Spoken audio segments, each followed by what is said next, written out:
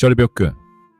낡은 차는 비명을 지르며 멈춰섰다. 타이어가 깎아지른 절벽의 모서리를 긁으며 불꽃을 튀겼고 더 이상 도망갈 땅도 숨어들 어둠도 남지 않은 세상의 막다른 골목에서 엔진은 거친 숨을 몰아쉬었다. 뒤편에선 수십 대의 경찰차와 나를 잡기 위해 미친 듯이 달려온 아내를 태운 택시가 거대한 반원형의 그물을 치듯 우리를 포위했다. 쏟아지는 폭우 속에서 수십 개의 헤드라이트 불빛들이 일제히 우리 차의 뒷유리를 조준하듯 눈부시게 비추었다. 그 강렬한 백색광은 내 비겁한 등판을 낱낱이 파헤치는 신의 눈동자였으며 내 위선을 발가벗기는 취조실의 거대한 서치라이트였다. 세상은 우리를 사방에서 물리적으로, 사회적으로, 그리고 도덕적으로 압박해왔다. 차창을 때리는 빗소리는 우리를 비난하는 군중의 분노 섞인 함성처럼 들렸고 날카로운 사이렌 소리는 찢겨나가는 내 이성의 비명처럼 공기를 갈기갈기 찢어놓았다. 나는 떨리는 차 안에서 지연 씨의 손을 꽉 잡았다. 그녀의 손은 이미 생기를 잃은 얼음장처럼 차가웠지만 나를 바라보는 그 눈동자만큼은 칠흑 같은 어둠 속에서도 타오르는 복숭아빛 불꽃처럼 강렬하게 빛나고 있었다. 부장님, 아니 영남씨. 저들의 손에 끌려가 다시 그 시들해진 일상으로, 저 비린내 나는 사무실로 돌아가고 싶지 않아요. 차라리 여기서 이 향기와 함께 영원히 멈추고 싶어요. 그녀의 가느다란 목소리는 몰아치는 비바람을 뚫고 내 가슴 가장 깊숙한 곳 30년 동안 비어있던 공동 콩동에 정확히 전달되어 공명했다. 나는 천천히, 아주 천천히 차 문을 열고 밖으로 나갔다. 문이 열리는 틈을 타 차가운 빗줄기와 바다의 짠내가 폭력적으로 쏟아져 들어와 내 온몸을 적셨다. 30년의 훈장이자 굴레였던 내 낡은 정장은 물을 머금자마자 천근만근 무거운 납덩이처럼 변해 내 늙은 어깨를 짓눌렀다. 구두 속으로는 질척이는 흙탕물과 자갈이 스며들어 발가락 사이를 기분 나쁘게 파고들었다. 그것은 내가 세상에 남긴 마지막 발자국이 오물로 가득할 것임을 예고하는 듯했다. 저 멀리 가로막힌 경찰들의 방어선 너머로 아내 미연의 찢어지는 듯한 목소리가 들려왔다. 조영남, 영남씨, 제발 정신 차려. 거기서 내려와. 미친 거야? 당신 죽으려고 작정했어. 애들은 어쩌고. 우리 30년 세월이 이것밖에 안 돼.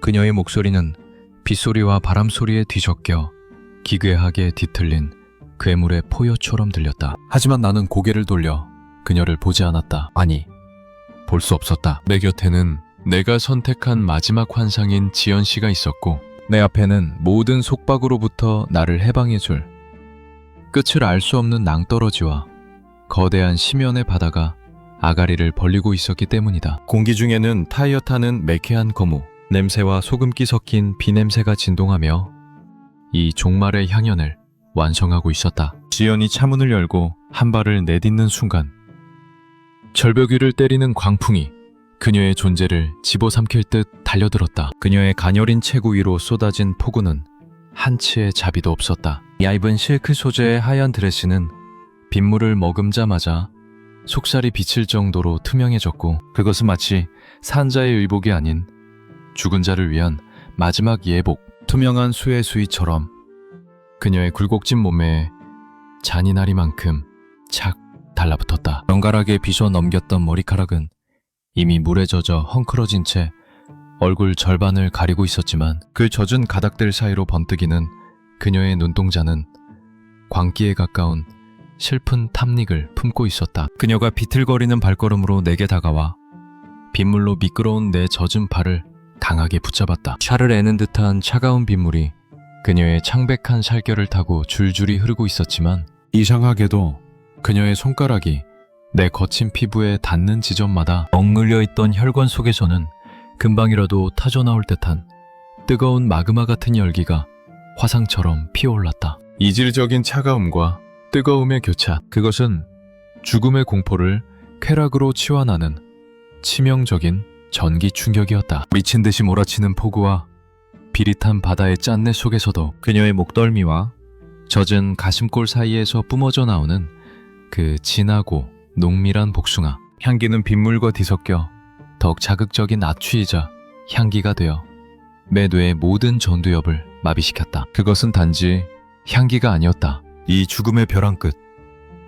모든 생의 감각이 마감되는 찰나에 느낄 수 있는 유일하고도 강렬한 짐승 같은 생명력의 마지막 증명이었다. 나는 그녀의 얇고 젖은 허리를 으스러뜨릴 듯 낚아채 내 가심팍으로 끌어당겼다. 얇은 셔츠와 드레스 한 장을 사이에 둔 채 맞닿은 서로의 은밀한 박동이 폭풍우를 뚫고 서로의 뼛속까지 진동했다. 우리는 우리를 조준하고 있는 수만 개의 헤드라이트, 불빛과 언제든 방아쇠를 당길 준비가 된 수십 개의 차가운 총구 앞에서 세상에서 가장 불경하고도 아름다운 마지막 포옹을 나누었다. 하늘에서 쏟아지는 차가운 빗물은 우리 몸의 구석구석을 핥고 지나가며 우리가 지난 30년의 노역 속에서 짊어온 구차한 죄와 가장이라는 이름 뒤에 숨겨온 비굴한 탐욕의 찌꺼기들을 피눈물처럼 씻어내리고 있었다. 드레스 너머로 느껴지는 그녀의 유연한 몸의 곡선이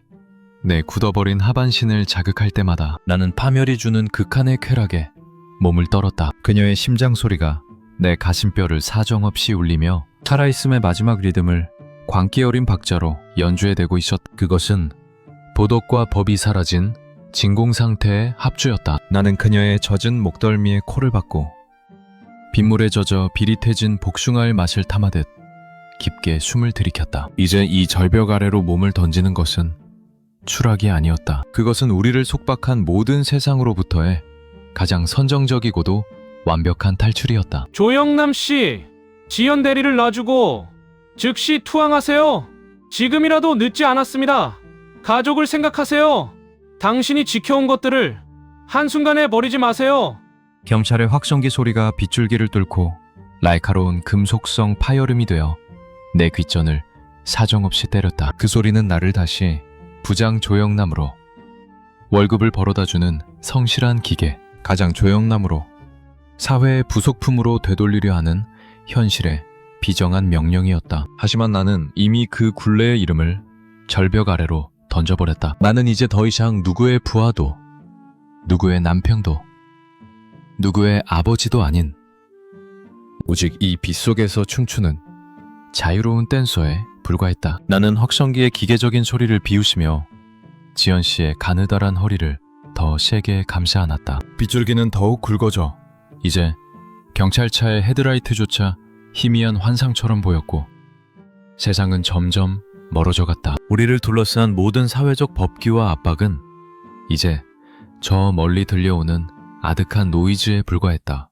나는 비로소 내가 누구인지 알 것 같았다. 내 발끝 아래 수십 미터 낭떠러지 밑에 바다는 방파제를 통째로 집어삼킬 듯 솟구치며 하얀 거품을 광기 어린 듯 내뿜고 있었다. 콰르릉 콰르릉 바닥을 울리는 파도 소리는 거대한 오케스트라의 타악기 군단이 매지르는 웅장한 진혼곡이자 나를 환영하는 박수 소리처럼 들렸다. 그 소리는 우리에게 어서오라고, 이 지긋지긋하고 비좁은 세상을 뒤로하고 영원히 넓고 깊은 자기 품으로 뛰어들라고 유혹하는 따뜻한 초대장이었다. 나는 바다의 비릿한 짠내를 폐부 깊숙이 들이마셨다. 죽음의 냄새치고는 지나치게 상쾌하고 원초적인 나의 것 그대로의 냄새였다. 이제 나에게 죽음은 공포의 대상이 아니라 30년의 노역 끝에 찾아온 단 한 번의 완벽한 휴식이자 해방구처럼 다가왔다. 지연 씨는 매 젖은 가슴에 귀를 바짝 대고 폭풍 속에서도 고집스럽게 뛰고 있는 내 마지막 심장 소리를 음악처럼 감상하고 있었다. 그녀의 숨결이 닿는 곳마다 나는 영생을 얻는 듯한 달콤한 마취에 빠져들었다. 도약하기 직전의 찰나는 경찰들의 검은 실루엣 사이로 울부짖는 아내 미연의 얼굴을 보았다. 그녀의 눈은 눈물과 빗물로 범벅이 되어 화장이 시커멓게 번져 있었고 입술은 무언가 필사적으로 호소하듯 경련하며 떨리고 있었다. 그녀의 그 일그러진 눈빛 속에 담긴 30년의 세월. 새벽같이 일어나 밥을 먹이고 대출금을 걱정하고 아이들을 키우며 권태롭게 싸우고 차갑게 화해하던 그 수억 가지의 일상적 파편들이 주마등처럼 뇌리를 스쳐 지나갔다. 하지만 그 기억들은 이미 생명력을 잃고 빛바랜 흑백 필름처럼 내 마음에서 떨어져 나갔다. 그 일상의 숭고함보다 지금 내 팔에 안긴 이 복숭아 향기의 환각이 훨씬 더 진실하게 느껴졌다. 나는 그녀를 향해 보이지 않을 만큼 조용히 고개를 저었다. 미안하다. 하지만 나는 이제 이 춤을 멈출 수 없어. 나는 30년 만에 처음으로 나를 위해 도약하려 한다. 너의 남편 조영남은 이미 사무실 책상 위에서 죽었다. 나의 마지막 진심은 거센 빗소리에 묻혀 그녀에게 닿지 못한 채 허공에서 분해되어 사라졌다. 부장님, 아니 영남씨. 이제 그런 딱딱한 이름표는 저 바다에 던져버려요. 사랑해요. 당신과 함께라면 저 깊고 어두운 심연의 밑바닥이라도 그곳이 지옥의 끝일지라도 나는 좋아요. 우리 이제 그만 쉬어요. 30년 동안 남들을 위해 짊어졌던 그 무거운 짐을 이제는 내려놓으세요. 제가 당신의 유일한 안식이, 당신의 영원한 무덤이 되어줄게요. 지연 씨가 빗물에 젖은 내 귓가에 입술을 바짝 대고 나지기. 하지만 그 어떤 벼락이나 천둥 소리보다 더 선명하고 거대하게 속삭였다. 그녀의 뜨겁고 축축한 숨결이 면도날 같은 차가운 빗줄기를 뚫고 내 젖은 피부에 닿는 순간 나는 척추를 타고 흐르는 30년치의 묵은 피로와 비굴함이 단숨에 씻겨 내려가는 듯한 기이한 전율을 느꼈다. 그것은 파멸의 전조였으나 동시에 평생 느껴보지 못한 궁극의 해방감이었다. 그녀의 입술에서 흘러나온 그 짧은 말 한마디는 내 영혼의 구석구석에 끈질기게 달라붙어 있던 마지막 두려움과 가족에 대한 미련, 그리고 실패한 가장으로서의 부채의식이라는 이름의 찌꺼기들까지 한순간에 용해시켜버렸다. 나는 이제 더 이상 뒤를 돌아보지 않는 짐승이 되었다. 나는 그녀의 차갑고 젖은 입술에 내 남은 모든 생명과 내가 가졌던 사소한 명예와 앞으로 겪어야 할 모든 형벌을 걸고 깊은 입맞춤을 건넸다. 혀끝에는 비릿한 빗물의 금속성 맛이 났고 인생의 회한이 담긴 짜디짠 눈물 맛이 섞여들었으며 그 모든 고통의 끝자락에는 도저히 거부할 수 없을 만큼 달콤하고도 인공적인 지독하리만치 선명한 복숭아 향기가 내 신경계를 완전히 마비시켜버렸다. 이것은 내 초라하고 남루했던 55의 인생이 마지막으로 받아든 세상에서 가장 화려하고 농밀하며 가장 사악한 성창이었다. 나는 떨리는 팔에 힘을 주어 그녀를 번쩍 끌어올렸다. 내 품에 안착한 그녀의 몸은 깃털처럼 가벼웠고 동시에 온 우주의 무게만큼 묵직하게 나를 압박했다. 그녀는 가느다란 팔로 내 목을 으스러지도록 꽉 감싸 안으며 이 비극적이고 처절한 몰락의 순간에 세상에서 가장 눈부시게 아름답고도 가장 잔인한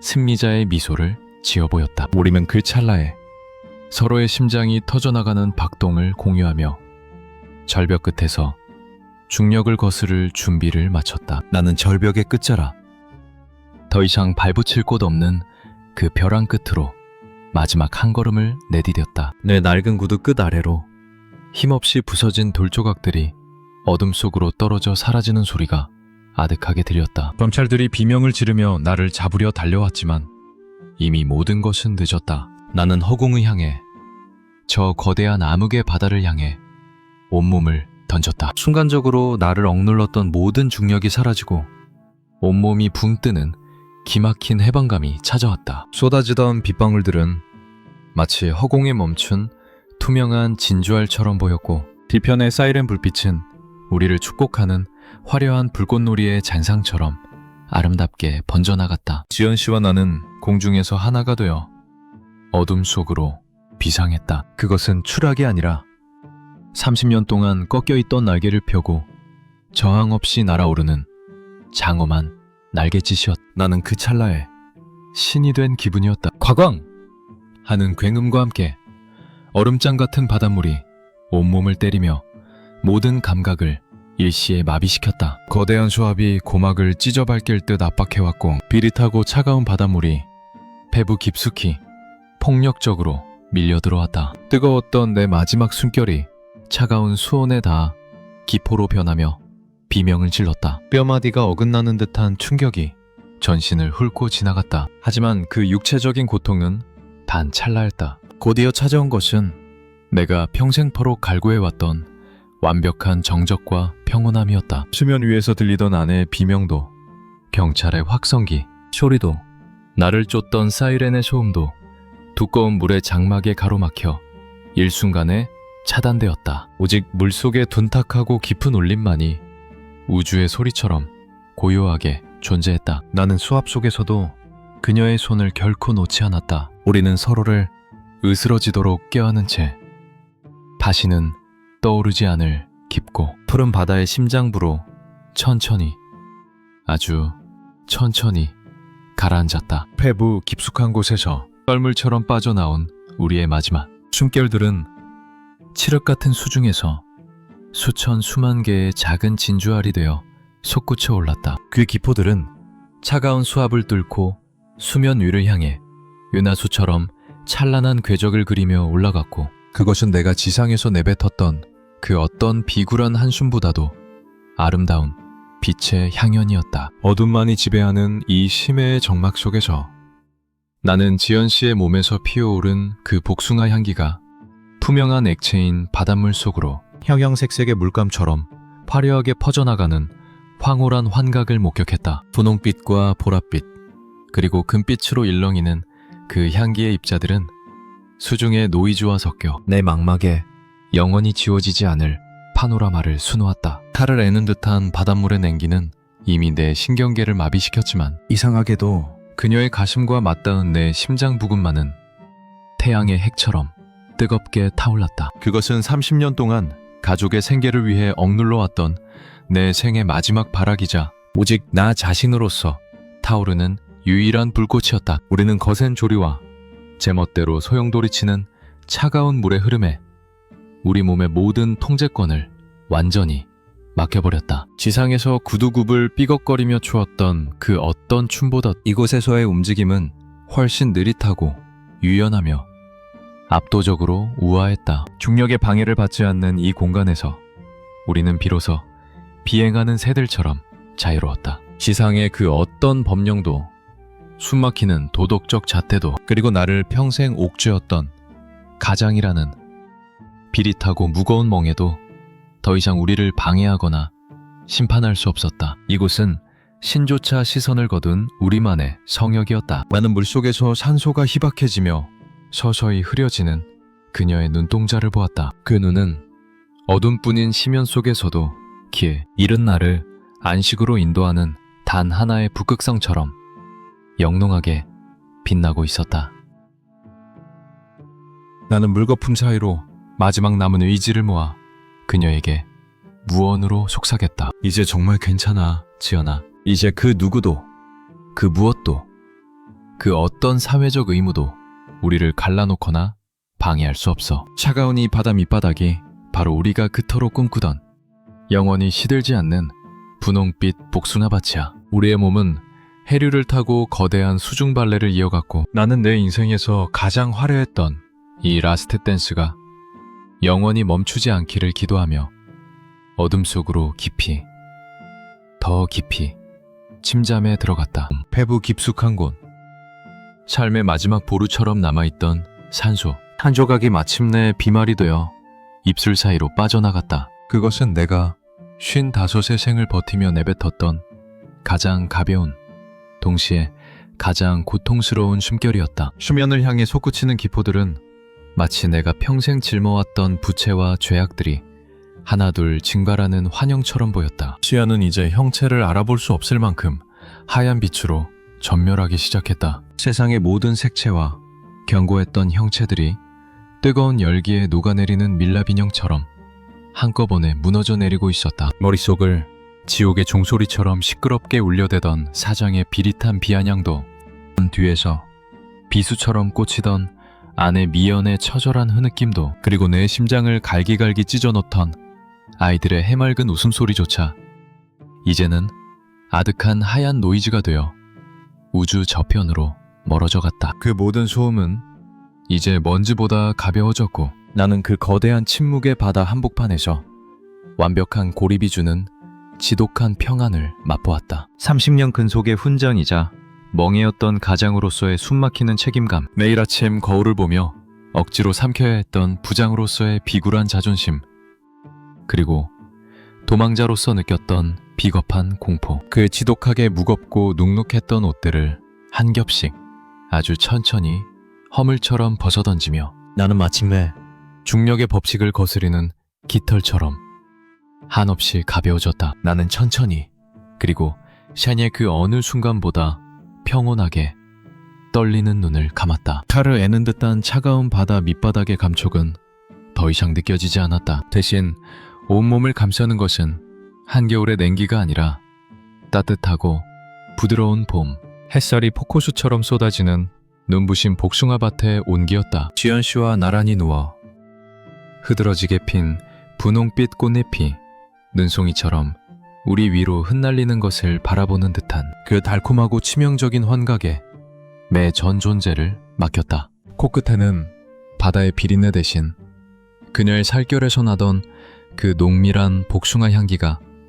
영원히 박제된 듯 머물렀다. 나는 이제 그 누구의 부하도, 그 누구의 남편도 아닌 오직 나 자신으로서 비로소 영원하고도 완벽한 안식을 찾았다. 수심 깊은 곳의 어둠은 더 이상 공포가 아닌 나를 품어주는 거대한 자궁의 품속 같았다. 조부장의 라스트 댄스는 그렇게 깊고 푸른 바다의 가장 낮은 곳에서 영원히 멈췄다. 더 이상의 고통스러운 노역도, 더 이상의 치명적인 유혹도, 더 이상의 비굴한 변명도 필요 없는 완벽한 안식처. 수면 위로는 여전히 거센 비가 내리고 경찰차의 붉은 불빛이 허망하게 번쩍이며 실패한 가장의 최후를 애도하겠지만 이곳 바다 밑은 오직 거룩하고 장엄한 침묵만이 지배하고 있었다. 지연 씨와 나는 차가운 해류 속에서 서로의 식어가는 살결을 맞댄 채 영원히 깨지 않을 깊은 잠에 들었다. 30년 동안 쉬지 않고 비명을 지르며 달렸던 내 심장의 시계 태엽이 마침내 평온하게 멈췄다. 조부장의 팔막은 그렇게 바다의 비릿한 전설이 되어 하얀 거품과 함께 영원히 사라졌다.